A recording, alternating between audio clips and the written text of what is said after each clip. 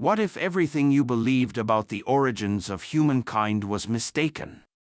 Envision a time before Moses wandered the wilderness, before the pyramids loomed over the Nile's banks, when a race so mighty and mysterious existed that their names, etched in clay, shaped the destinies of rulers and empires.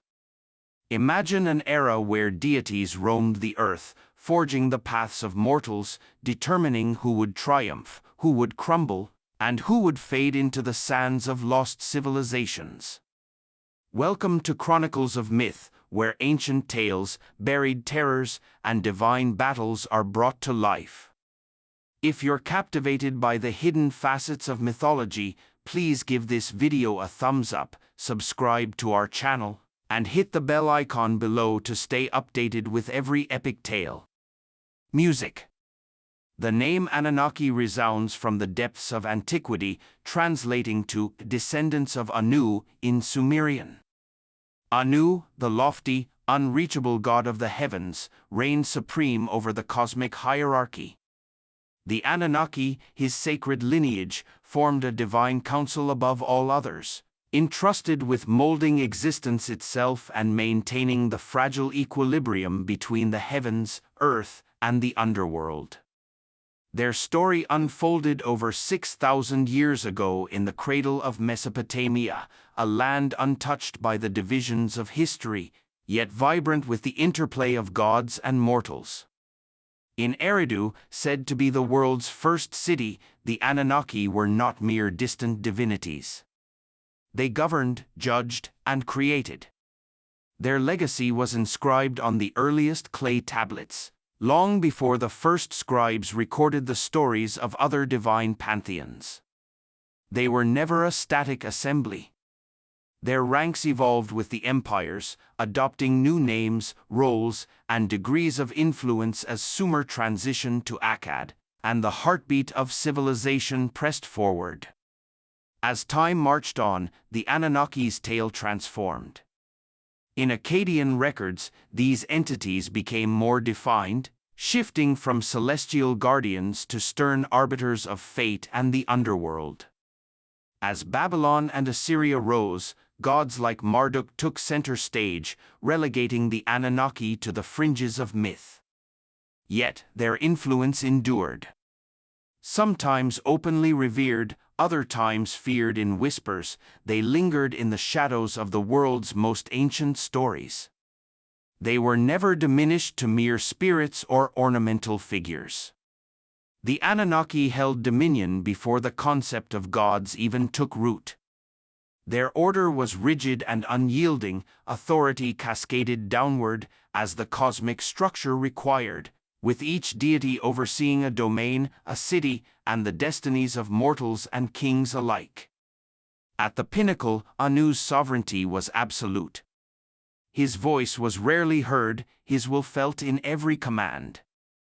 The very notion of kingship, the right to govern, was believed to stem from him, passed to the earth as a sacred decree.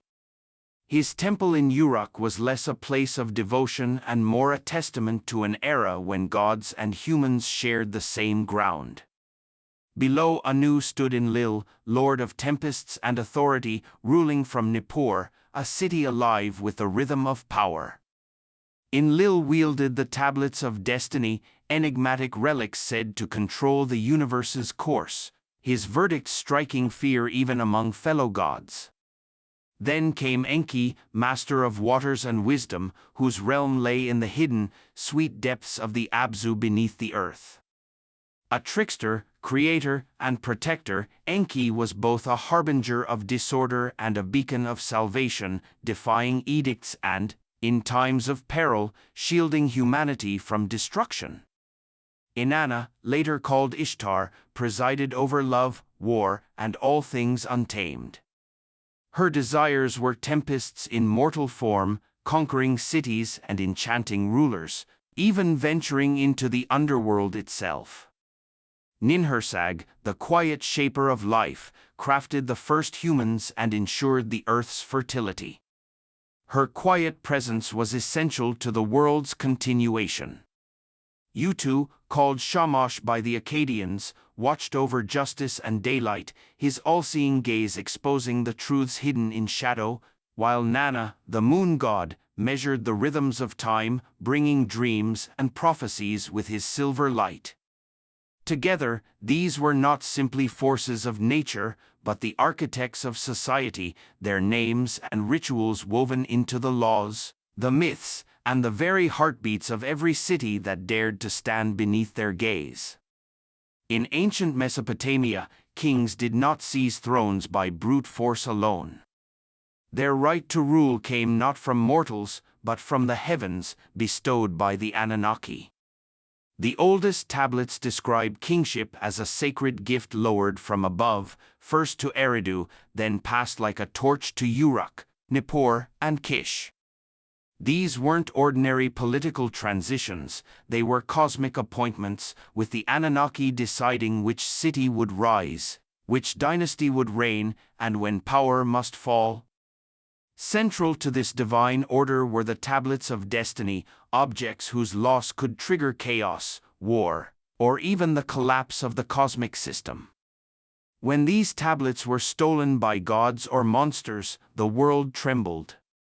Rulers built temples and showered the gods with offerings, believing that only by maintaining this sacred relationship could they keep the heavens on their side. Within every temple stood a statue, not a mere symbol, but a vessel believed to house the living presence of a god. These figures were washed, dressed, and fed as if alive, with rituals so precise that the gods themselves were thought to hear, speak, and judge through them. Kings acted not as sovereigns, but as intermediaries, their legitimacy entirely dependent on the Anunnaki's favor. Should faith falter or ritual fail, disaster would follow. The gods' absence was mirrored in the suffering of the people. The Anunnaki were never distant. They walked in the shadowed halls, listened to prayers, judged every sacrifice, their power inseparable from daily life. Each dawn and dusk, hymns filled the air. Prayers were spoken before planting, harvest, childbirth, or war. Festivals turned cities into living altars, with statues carried through streets, renewing the vital bond between divine and mortal, a perpetual contract demanding endless maintenance. This wasn't mere religion, it was cosmic maintenance. To neglect the gods was to invite chaos into the world, wrote Samuel Noah Kramer in The Sumerians, Their History, Culture, and Character, Kramer, 1963, page 134.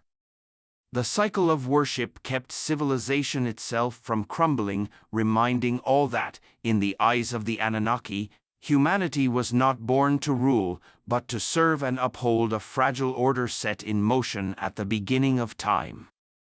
Every offering, every hymn, every whisper in the darkness of a temple was a reminder of what was at stake. And yet, in the silence of those ancient halls, a truth began to crystallize. A chilling realization that the gods' power was not just a matter of ritual, but of life and death, purpose and subjugation. For what was humanity to the Anunnaki, if not a means to an end? Life was a gift, but it came with obligation. And in the eyes of the gods, mankind's purpose was labor, echoes the ancient epic. These were the rules written not by men, but by the very beings who claimed the right to shape all destiny. But what happens when the architects of fate grow weary of their creation's noise? When their patience cracks and their mercy turns to wrath? He called for their extinction. The assembly of the Anunnaki approved the decision. A great flood would wash across the land, wiping humanity from existence, order restored through annihilation, Daly, 2008, page 53. In the shadows of clay and stone, the first chapter closes. Yet, as the myth endures, the words of the ancients haunt us still. No empire lasts forever, not even the gods. And somewhere beneath the dust, the Anunnaki wait, names carved in clay, destinies unfulfilled, secrets yet to surface. The gods were not just rulers of civilization, they were enforcers of structure. Even their own were bound by it. In the world above, Inanna reigned, but in the world below, she stood like all others, before the law and without defense. The world shaped by the Anunnaki was never a land of peace and harmony. Instead, it was a place where the authority of the gods ran through every stone, river, and blade of grass. Kings rose not by their own cunning, but by mandate, a concept deeper than any mortal law. This kingship descended from the sky, a sacred trust delivered to cities chosen not by fate or fortune, but by the will of those celestial beings. Eridu received this blessing first, its foundation myth echoing across the ages. Power was transferred from one city to another, Uruk, Nippur, Kish, with each transition marking not just the rise of a dynasty but the very movement of the divine order. These changes were marked by rituals, festivals, and a strict obedience to the gods' decrees. For without their favor, the mightiest king was nothing but dust waiting to scatter. Central to the divine hierarchy were the tablets of destiny. These were not mere objects, but the very core of cosmic balance, said to contain the decrees that governed life, death, kingship, and fate itself. In some stories, Enlil guarded them, his hands steady on the fulcrum of the universe. In others, Anu retained their authority, keeping destiny's thread taut from the heavens. Yet, the tablets were never safe from turmoil. Legends tell of times when they were stolen by rebellious gods or monstrous beings, bringing chaos, disorder, and even war among the immortals. To possess these tablets was to control the very rules of existence, and their loss always foreshadowed catastrophe. It was the threat of upheaval that kept kings and priests vigilant, fueling a cycle of offerings, rituals, and ceremonies, all designed to keep the gods appeased and the world in balance. Worship in ancient Mesopotamia was a matter of survival, not just piety. Within the great temples, the statues of gods were not seen as art, but as the very vessels of divine presence. Priests bathed, clothed, and fed these images, tending to them as one might care for a living sovereign.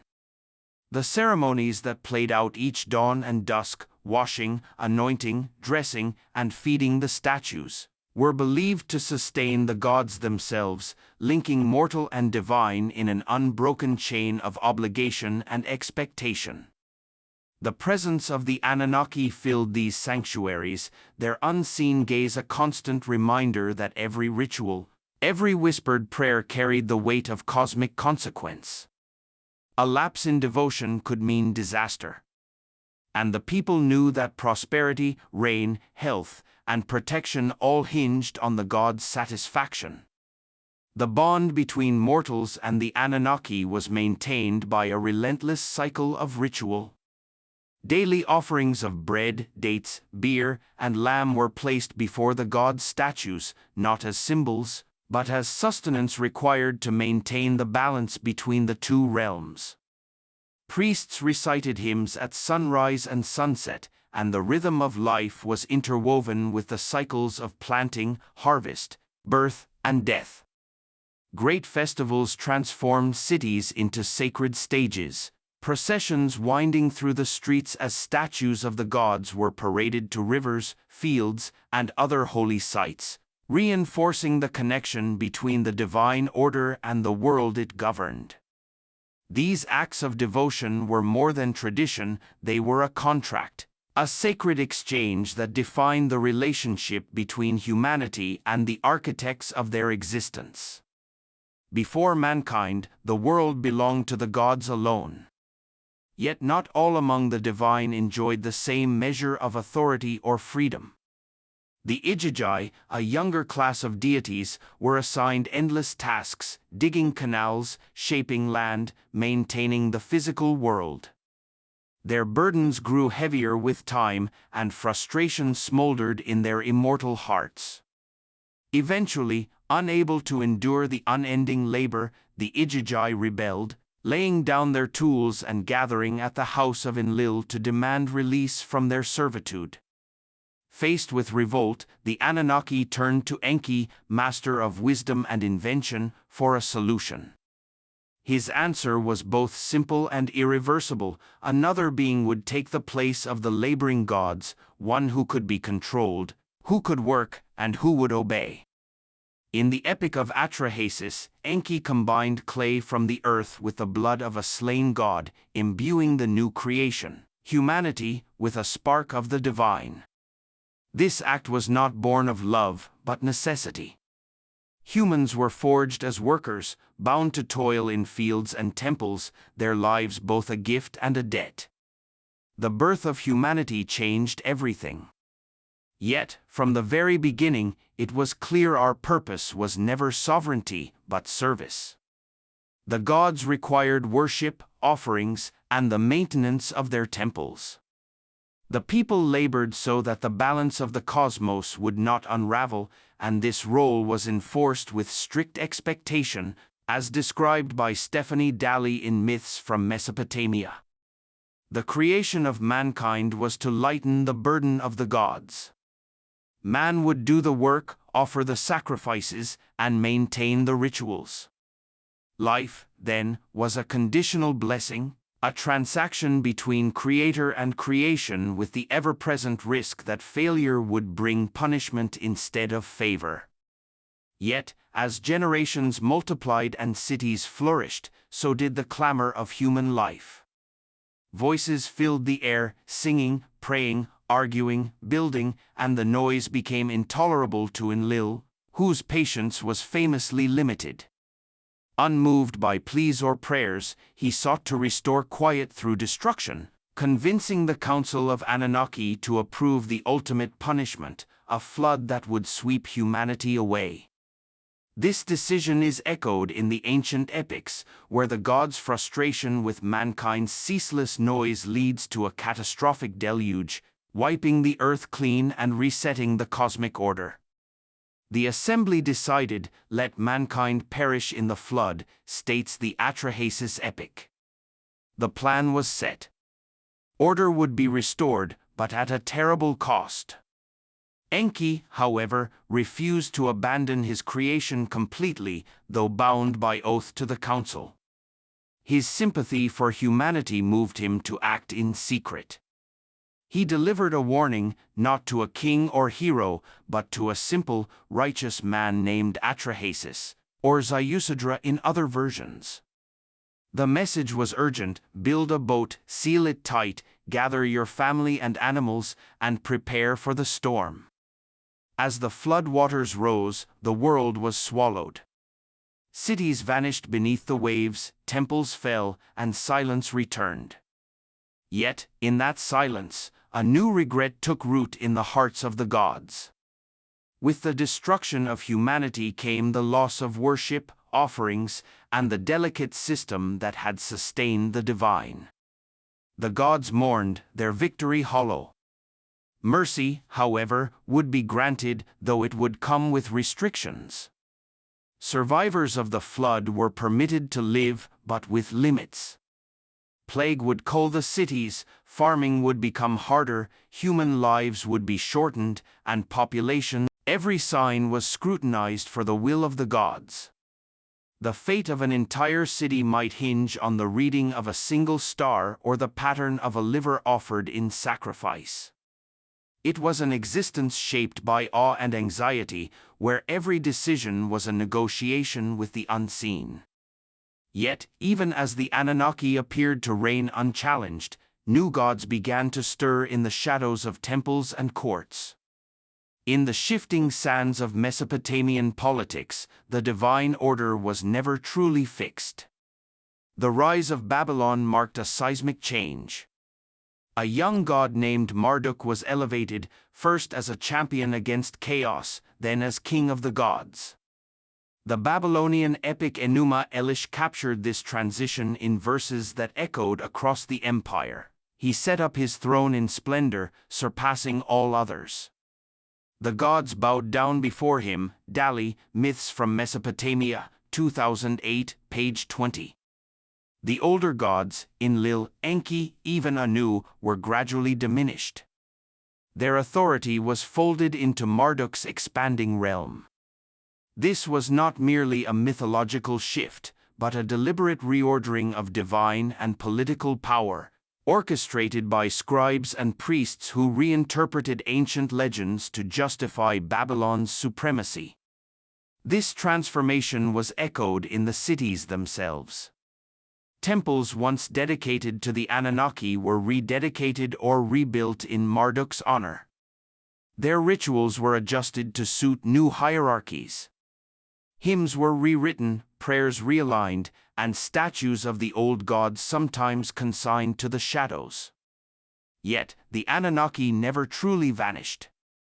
They lingered as judges, as watchers in the underworld, or as the silent forces behind fate. Their names continued to surface in rituals and incantations, invoked in moments of crisis or transition. In the Assyrian heartland, a similar process unfolded. Ashur rose to dominance, his cult absorbing and replacing those of his rivals. Each time a new power ascended, the past was not destroyed, but reimagined, with the Anunnaki recast as either ancestors or adversaries of the prevailing order. The scribes who curated these transformations were not mere record keepers. They were architects of meaning, carefully selecting which myths to preserve and which to alter. Each tablet they etched into clay was a weapon in the battle for cultural memory, as much about shaping the present as preserving the past. In this delicate balance of memory and reinvention, the Anunnaki served as both the foundation and the threat, a reminder that divine order, once established, could always be rewritten.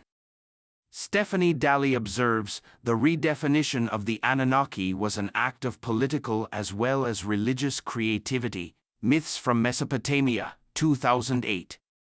Every generation found new uses for the old gods.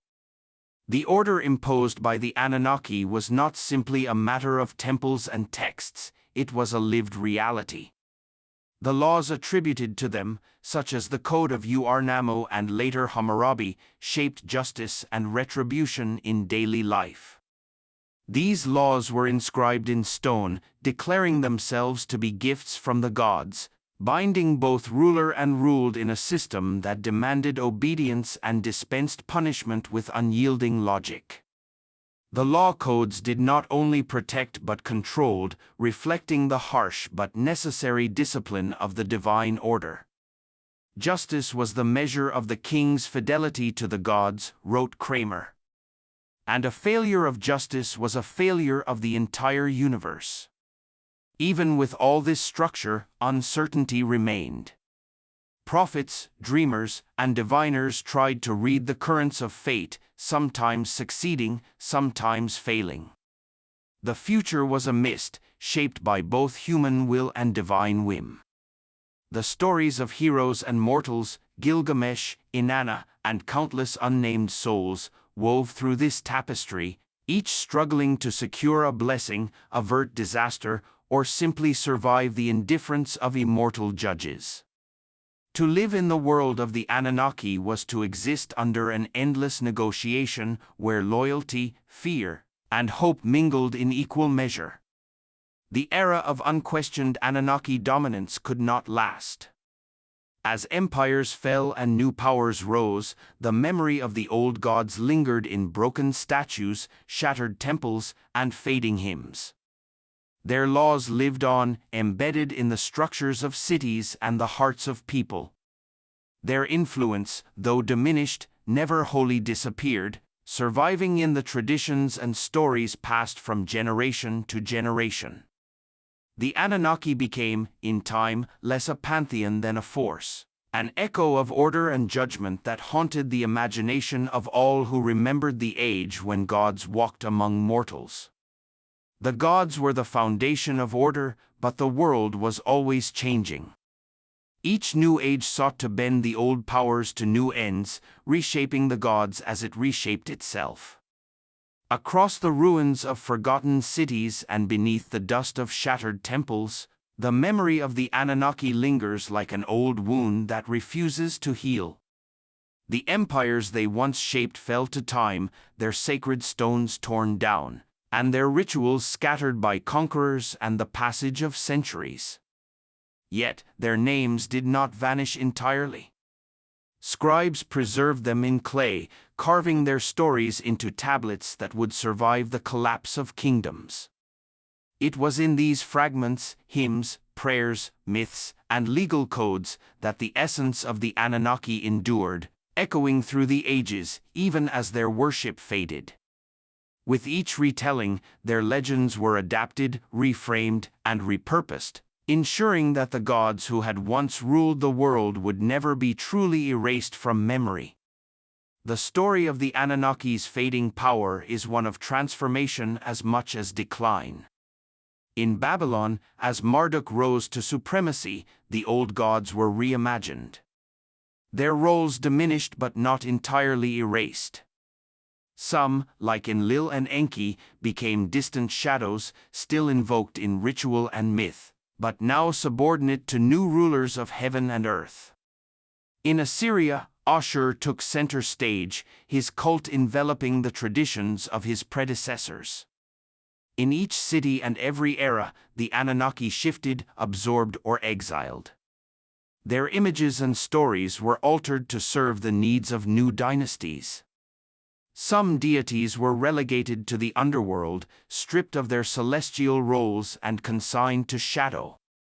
Others simply faded from public memory, their temples abandoned and their hymns silenced. But always, in the clay and the stories, traces of the old order persisted. It was the scribes who became the final guardians of the Anunnaki's legacy. With each tablet they inscribed, they chose which tales to preserve, which gods to praise, and which to forget. Sometimes they were theologians, sometimes propagandists, rewriting history to justify the reign of new kings. Nowhere is this more visible than in the creation of new myths like the Enuma Elish, where Marduk's triumph over primordial chaos was written as the foundation of Babylon's divine right to rule. In this retelling, the Anunnaki served as witnesses or subordinates, their ancient authority reinterpreted to suit the ambitions of a new age. The politics of myth became inseparable from the politics of empire.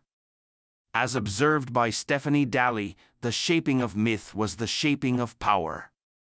The fate of the gods and the fate of kings moved together in the shadow of the ziggurat, myths from Mesopotamia, 2008. Even as their altars crumbled, the Anunnaki's influence endured in subtler forms. The legal codes inspired by their decrees lived on, shaping the administration of justice for generations. The rituals of worship, though directed toward new gods, often retained echoes of the old, gestures, phrases, and sacred objects whose origins reached back to the earliest days. Folklore and legend preserved their memory among the common people, weaving their names into tales of warning, wonder, and awe. The number 7, the judges, the sages, the sacred cycles became a motif of mystery and order in the cultures that succeeded Sumer and Akkad. The Anunnaki